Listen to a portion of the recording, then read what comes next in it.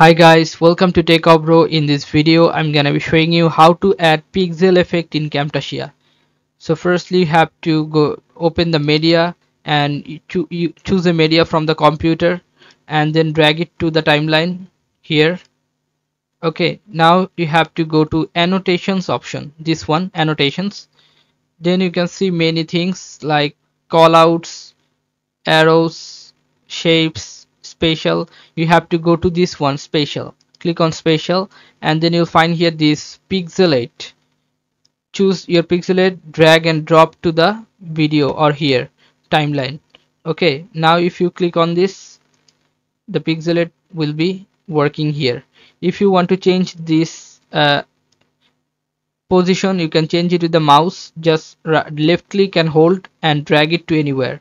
And if you want to make it bigger, you can make it bigger with the mouse. You can smaller it too.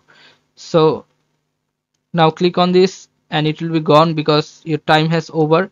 If you want to extend this and let it work till the last, you have to extend this to the last. Now click on this and it will work till the last.